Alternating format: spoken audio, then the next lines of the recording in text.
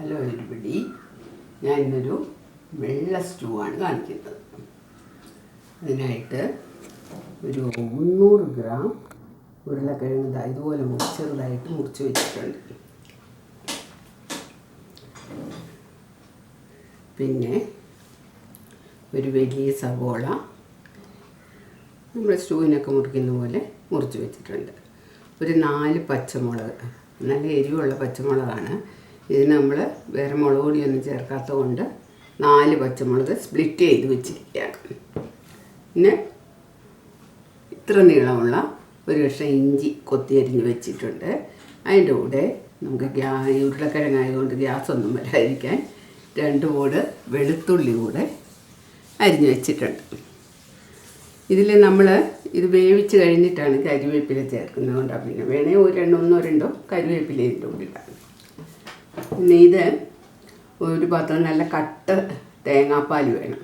നല്ല പച്ച തേങ്ങയാണെങ്കിൽ ആ പച്ച തേങ്ങ അങ്ങ് നല്ലപോലെ അരച്ചിങ്ങനെ എടുത്താലും മതി. ഞാനിപ്പം അതിങ്ങനെ അരച്ചെടുത്തിരിക്കുകയാണ്. അല്ലെങ്കിൽ തേങ്ങാപ്പാൽ വാങ്ങിക്കാനൊക്കെ കിട്ടുമല്ലോ, അത് ഇച്ചിരി കട്ടിയിലെടുക്കണം. എന്ന് വെച്ചാൽ ഏറ്റവും ലാസ്റ്റാണ് നമ്മൾ പാൽ ചേർക്കാൻ പോകുന്നത്.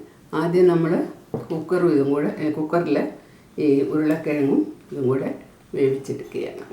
അടുപ്പത്ത് വെച്ച് ആ ഉരുളക്കിഴങ്ങും നമ്മൾ അരിഞ്ഞു വെച്ച സവോളയും ഇഞ്ചിയും പച്ചമുളകും എല്ലാം കൂടെ കുക്കറിലോട്ടിട്ടു. ഞാൻ 1 ഗ്ലാസ് വെള്ളമായിപ്പോൾ ഒഴിച്ചിരിക്കുന്നത്. എന്ന് വെച്ചാൽ നമ്മളിനി ചേർക്കും ഇനി കുറച്ച് നിങ്ങൾക്ക് അത്ര കട്ടിയായിട്ടുള്ള ഇത് വേണ്ടെന്നുണ്ടെങ്കിൽ വെള്ളം കുറച്ചും കൂടെ ചേർക്കാം. കുറച്ച് ഉപ്പും കൂടെ ഇതിൻ്റെ കൂടെ ഇട്ട് ഒന്ന് നല്ലപോലെ ഇളക്കി. ആവി വന്നു, ഞാൻ വെയിറ്റ് ഇടുവാണ്. ഇനി എൻ്റെ ഒരു 4 വിസിൽ കേൾക്കുമ്പോൾ നമുക്ക് ഓഫ് ചെയ്യാം. നല്ലപോലെ വെന്തിട്ടുണ്ട്. ഇതിനെ ഒന്ന് നമ്മൾ ചെറുതായിട്ടൊന്ന് ഉടയ്ക്കണം.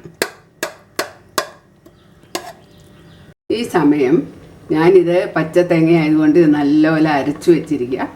നിങ്ങൾ പച്ച തേങ്ങയില്ലെങ്കിൽ നല്ല കട്ടി കൂടിയ തേങ്ങാപ്പാൽ ഒഴിച്ച് നല്ലപോലെ ഒന്ന് ഇളക്ക്. തിള വരുമ്പോഴത്തേക്കും നമ്മൾ കുറച്ച് കരിവേപ്പില ഇടണം.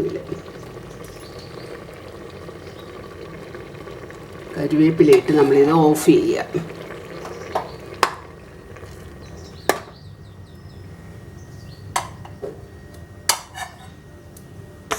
ഓഫ് ചെയ്ത് കഴിഞ്ഞ്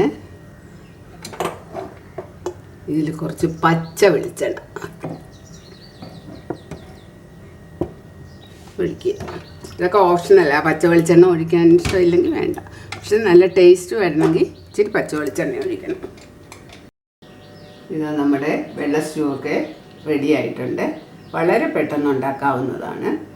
വലിയ എരിവൊന്നും ഇല്ലാത്തതുകൊണ്ട് കുഞ്ഞുങ്ങൾക്കുമൊക്കെ ഇഷ്ടമാകും. അപ്പോൾ എല്ലാവരും ഉണ്ടാക്കി നോക്കുക, ലൈക്ക് അടിക്കുക, ഷെയർ ചെയ്യുക, പിന്നെ കമൻറ്റുകളൊക്കെ തരിക. സബ്സ്ക്രൈബ് ചെയ്യാത്തവരുണ്ടെങ്കിൽ സബ്സ്ക്രൈബ് ചെയ്യുക.